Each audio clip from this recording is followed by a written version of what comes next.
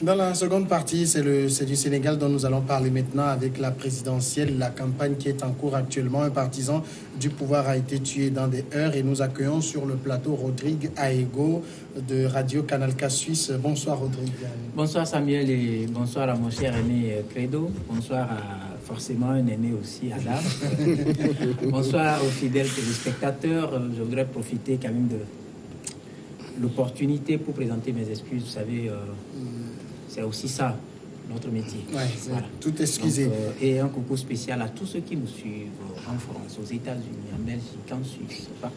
Et dans les tréfonds du Togo. On va donc, comme je le disais, parler du Sénégal. Un militant du camp du pouvoir a été tué lundi dans l'est du pays lors de heurts entre des partisans du chef de l'État sortant Macky Sall et de l'opposition. C'est ce qu'on a appris de sources policières et auprès de la majorité présidentielle. Il s'agit du premier mort signalé dans des violences électorales depuis le début, le 3 février, de la campagne pour le scrutin présidentiel dans ce pays réputé pour sa stabilité et présenté comme un modèle de démocratie en Afrique. Il y a eu des échauffourées entre les militants du Parti de l'Unité et du Rassemblement du candidat Issa Sall et de la coalition présidentielle. Quelqu'un a été poignardé. Son corps se trouve présentement à l'hôpital de Tamboukouda. C'est la capitale régionale à 420 km à l'est de Dakar. C'est vrai que, Rodrigue, comme on le dit, le Sénégal a habitué les gens à des élections qui ressemblaient plus à un match de fair play, mais apparemment, celle-ci, il y a beaucoup de tensions là-dedans. Oui, vous savez, c'est normal qu'il y ait de tensions, particulièrement l'élection de cette année à la fin du mandat de Macky Sall. Vous savez, Macky Sall ne fait plus l'unanimité dans son pays. Les Sénégalais ne veulent plus de lui. Et les Sénégalais, c'est peut-être trop dire. Hein, non, quand je dis les Sénégalais, c'est-à-dire j'ai eu la chance quand même de vivre un peu le contexte là-bas sur place et j'ai échangé, que ce soit avec des organisations de la société civile, que ce soit avec les différents mouvements, Yanama et autres, que ce soit avec les étudiants. Parce que la cabale judiciaire qu'il a lancée, par exemple, contre le maire de Dakar, a faussé les calculs et a laissé vite transparaître son intention de baliser la voie pour un second mandat. Donc, vous comprenez que les gens étaient déjà sur le pied de guerre, l'attendant donc pour voir ce que ça va donner. Donc, ça a un tout petit peu faussé les calculs. Et si on vit cette situation aujourd'hui, c'est quelque part, s'il faut l'évaluer, c'est un échec pour moi en matière de gouvernance pour Macky Sall, qui d'ailleurs, pour une rare fois en période de campagne, qu'on nous dise qu'on intercepte cet important lot d'armes, c'est-à-dire que quelque chose n'a pas marché tout le long. Il n'a pas véritablement pu toucher toutes les touches de la manette pour pouvoir éviter, par exemple, mais là où ça aussi, ça a tendance à tourner à une sorte de politique pratiquée à l'époque par Joseph Kabila pour dire, attention, si je pars, ça peut déstabiliser le pays. C'est tout ce théâtre qui entoure la situation où on va, par exemple, trouver des armes lorsqu'on nous dit qu'on a poignardé quelqu'un. On n'a pas dit qu'on a tiré. Et tout de suite, on a poignardé, on va et on sort des cargaisons d'armes. C'est un peu théâtral parce que nous savons tous que même si frontière poreuse il y a, on attaque par exemple le Burkina, mais ce n'est pas, on n'a pas encore attaqué le Sénégal pour qu'on dise qu'il y a une crainte par rapport à une attaque préparée par quelqu'un ou quoi que ce soit. Si tout de suite on a pu aller rapidement mettre la main sur ces armes-là, ça voudra dire que quelque part, soit on a l'information depuis ou on n'a pas l'information du tout. Si on n'a pas l'information, si on a l'information depuis, pourquoi se taire et choisir le jour là pour aller prendre ces armes qui n'ont même pas encore servi? Ça, c'est d'un.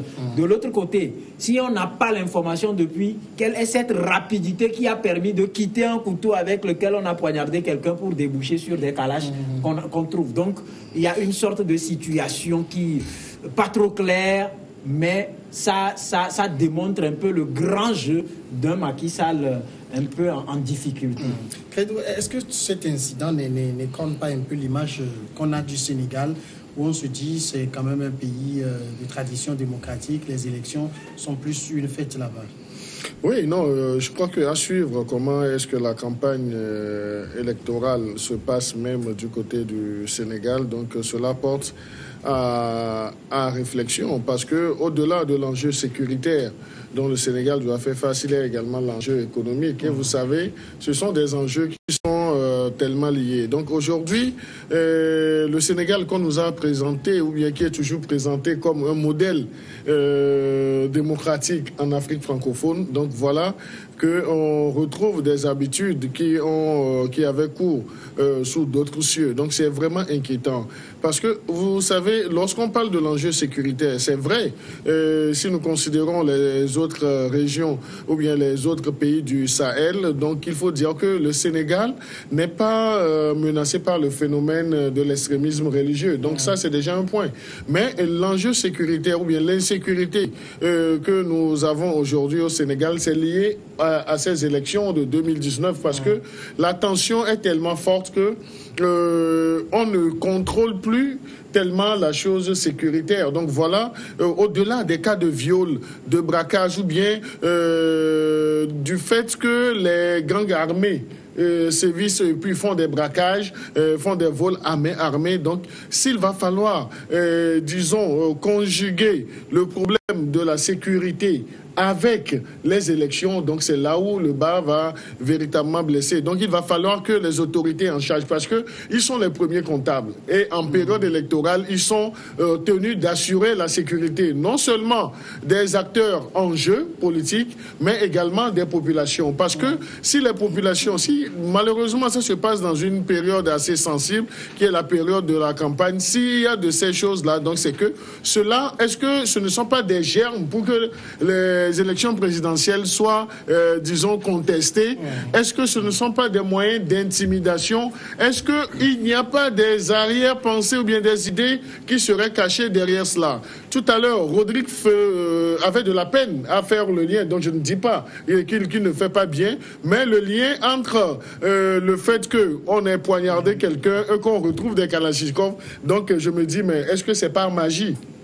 Parce qu'on dit que quelqu'un a poignardé. Donc les enquêtes devaient se situer de ce côté-là. Mais on a outrepassé cela. Donc c'est comme si on a pris d'autres marches d'escalier pour nous dire que en fait, à part le couteau, donc il y a des armes. Est-ce que les services de renseignement sénégalais n'avaient pas ces informations? Est-ce que c'est le fait qu'on ait poignardé quelqu'un qui a déclenché les enquêtes, ou bien c'est en ce moment que les mesures sécuritaires ont été mieux appréciées et qu'on débouche avec une certaine célérité sur des armes qu'on aurait trouvées à des points assez sensibles et autres là. Donc tout cela, je crois que Macky Sall, au-delà de son bilan qu'il doit défendre pour se faire réélire, doit également travailler sur la question sécuritaire pendant toute la campagne, pendant toute la période électorale. Parce que s'il ne le fait pas rapidement ou bien facilement, on peut lui prêter des intentions, on peut, disons, l'égratigner pour dire que c'est lui-même qui serait peut-être à la base de cette insécurité. Alors, c'est vrai, Adam, l'incident que nous évoquons se passe entre les deux salles, parce que c'est Macky Sall et Issa Sall, ce sont leurs partisans. Est-ce que ça montre quand même qu'entre les 5 adversaires, on ne se supporte pas? Vous savez, comme vous l'avez dit tout à l'heure, dans la mémoire collective des Africains, de par le monde entier d'ailleurs même, le Sénégal a toujours montré cette facette-là des élections, surtout avec des débats sains. Même si on a tendance à voir dans d'autres pays africains des configurations. Dans le débat, Tout à fait, mais ce qui se plane aujourd'hui au niveau du Sénégal est beaucoup plus inquiétant parce que c'est une tournure qu'on n'a jamais assistée au Sénégal. Mais lorsque nous prenons un peu, pour parler un peu tout à l'heure, Rodrigue disait, disons, il parlait un peu du fait que Macky Sall n'a plus tellement de popularité, ou du moins il a perdu un peu le terrain.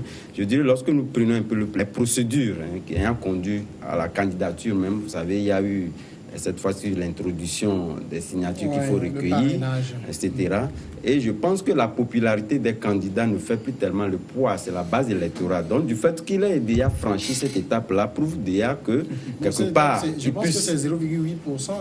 Oui, tout à fait. Prouve déjà, mais il y a des candidats qui sont positionnés mais qui n'ont pas pu recueillir ce truc-là. Donc ça voudrait dire que les 5 candidats étaient partis. Tout à fait. Mais ce qui est important, c'est qu'aujourd'hui, le Sénégal, je pense que si Macky Sall ne s'y prenait pas, avec beaucoup de précautions, on risque de voir ressurgir dans le temps.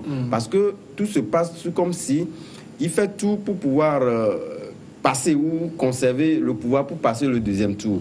Et je pense que c'est beaucoup... Non, mais lorsque vous avez vu, ses prédécesseurs ne sont pas passés par là pour quand même avoir le deuxième tour. Donc, ça voudrait dire quelque part que, pour revenir donc à sa question, dire que quelque part, il se reproche du moins à peur de quelque chose. Sans quoi, on n'aurait pas quand même joué de tous ces artifices-là pour pouvoir passer le deuxième tour. Donc, véritablement, je pense que Macky Sall, mais c'était un peu prévisible dans la mesure où, avec tout ce qu'il a créé, l'écartement des adversaires politiques, et surtout le problème du maire, notamment Khalifa Sall, qu'il a maintenu un peu parce que les salles ne se supportent pas. J'aurais pu le dire, mais je pense qu'aujourd'hui, il faudrait extrêmement faire attention pour que le Sénégal ne puisse pas montrer, disons, une facette qu'on ne connaît pas par le passé. Non, je voudrais ajouter un mot tout en nuançant la dernière partie des propos de mon confrère Adam, pour dire que en fait la politique n'est pas une religion, donc ce n'est pas une profession de foi. Peut-être, même si on peut parler de la foi en politique, donc c'est que je dois réussir, je me suis fixé un objectif, donc je dois mettre tous les moyens pour atteindre cet objectif. Et c'était prévisible, donc on ne doit pas. Les moyens légaux. Donc je crois que monsieur, dans le cas d'espèce, Macky Sall n'a pas déclaré qu'il veut empêcher ses candidats de concourir avec lui. Mais tout le monde sait qu'il a utilisé la justice et autres là. Donc ce sont... Des moyens forts. Non, mais oui, des moyens assez forts. Mais ce sont des moyens qui sont également légaux du moment où ce n'est pas lui qui a pris, disons, un décret pour dire tel ne peut pas être candidat et autres là. Donc il a cherché la petite bête dans la vie socio-politique de ces hommes. Donc il a essayé de les coincer. Donc il ne faudrait pas... Les Sénégalais devraient le comprendre que aujourd'hui, avec cette élection de 2019, du 24 février prochain, M. Macky Sall a beaucoup plus, disons, de la pression. Donc c'est l'un des candidats qui a le plus de pression et il a obligation de résultat. Et lorsqu'il se dit qu'il a obligation de résultat en politique, donc dites-vous que vous n'aurez pas en face de vous un enfant de cœur. Donc ce n'est pas une partie de distribution de communion. Donc tout ce qu'il peut faire pour passer, donc il va le faire. Il va le faire. Donc c'est la situation que malheureusement nous vivons. Mais ce qu'on peut déplorer à l'heure actuelle du côté du Sénégal, c'est que quand l'insécurité s'invite dans le débat politique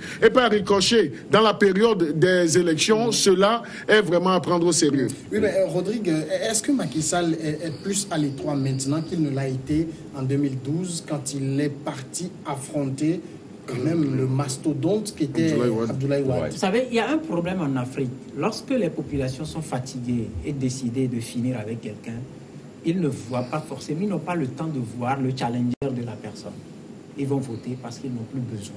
Bon, mais apparemment, pour beaucoup, Macky Sall a un bilan quand même. Non, mais écoutez, tout le monde a un bilan.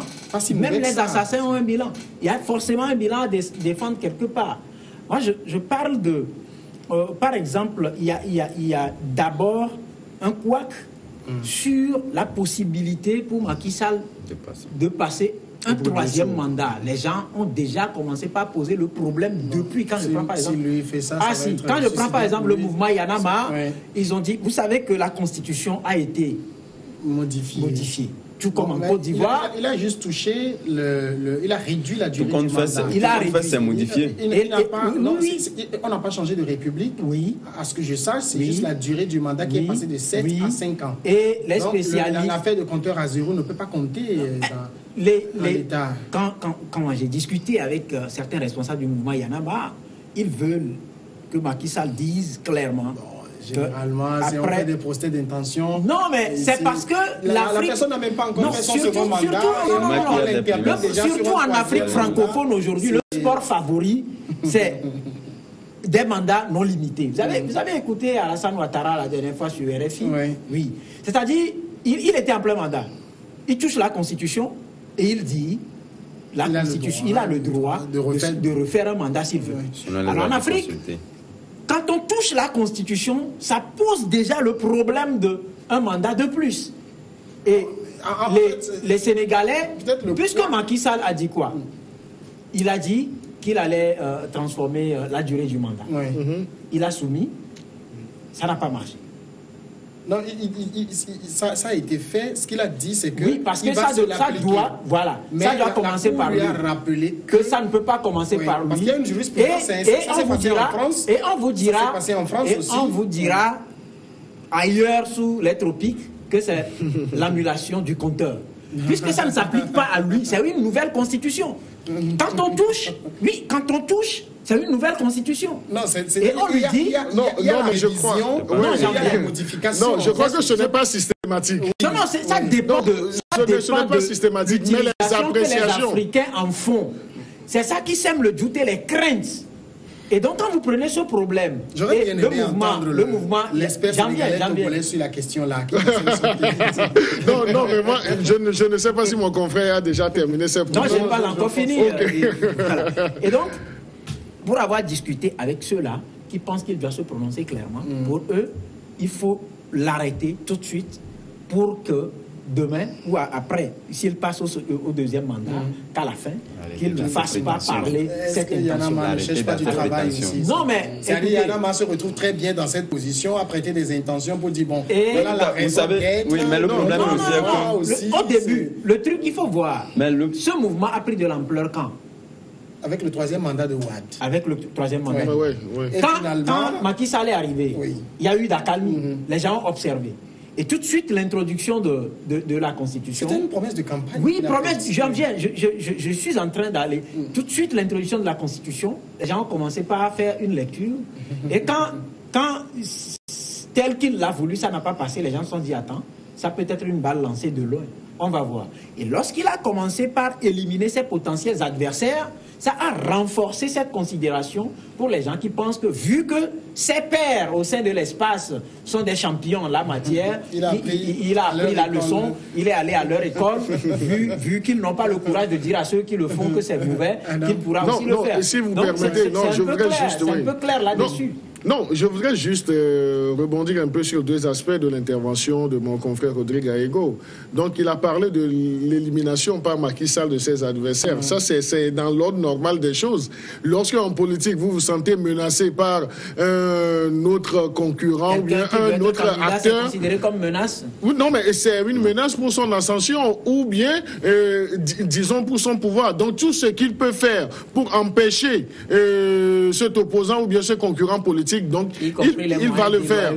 Non, mais pour l'instant, c'est pas un monde de bisounours, non, mais moi je dis... Les sont permis. Non, oui, non, c'est ce que je disais tantôt où je faisais l'image de la politique qui n'est pas la religion. Donc ce n'est pas une question de foi ou bien de je crois en Dieu ou bien de je vous salue Marie et autres là. Maintenant, le second aspect, c'est ce qu'il a évoqué, disons l'intention que le mouvement Y en a marre prête à Macky Sall et autres là. Donc moi je fais une autre lecture en disant combattre le troisième mandat de M. Macky Sall ou bien l'intention d'un troisième mandat de Macky Sall. Donc c'est dire indirectement aux gens que le second mandat va lui être concédé. Donc là, on peut également faire cette lecture-là. Donc c'est là où je dis, c'est bien beau en politique d'épier ou bien de lire dans les actes politiques de son adversaire ou bien de celui qu'on surveille parce que Y en a marre n'est pas dans la politique, ce sont des jeunes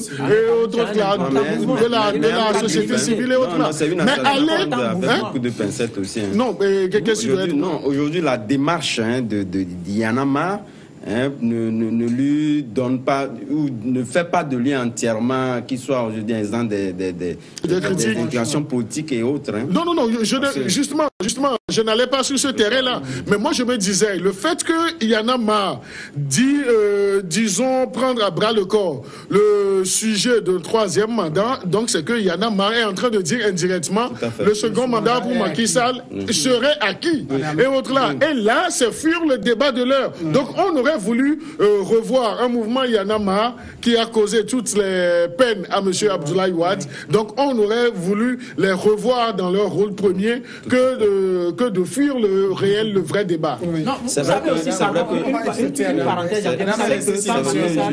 Depuis là, c'est vrai que nous sommes en politique, nous ne sommes pas dans une maison de charité seule, mais lorsque on veut tout de suite faire, disons, de propagande d'idéologie en essayant un peu de régionaliser la chose, moi je me dis que c'est mal prendre la chose. Parce qu'aujourd'hui, chaque pays a quand même...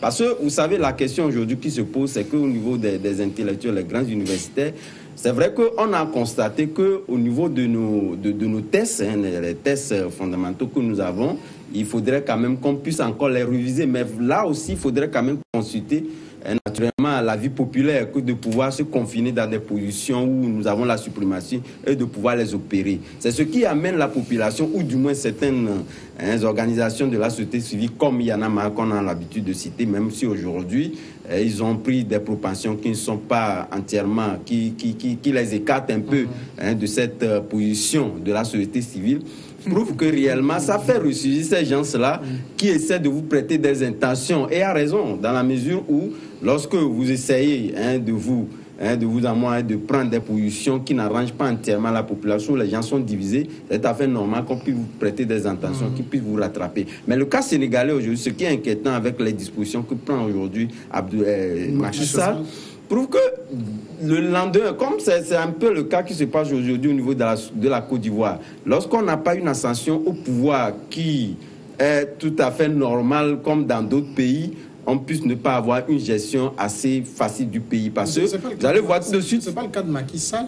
Non, nous disons aujourd'hui, si aujourd'hui... Non, nous sommes d'accord, si aujourd'hui... ce mandat ou ces élections-là qui se passent dans les conditions que nous savions tous, où les adversaires politiques sont un peu éliminés et qu'on essaie de faire aussi des subterfuges pour toujours passer, ça prouve que demain, les gens vont toujours commencer par révolter et risquent de ne pas vous donner une latitude de pouvoir gouverner dans l'aisance. C'est ce à quoi je voulais en donc arriver. Rodrigue, rapidement. Non, moi je dis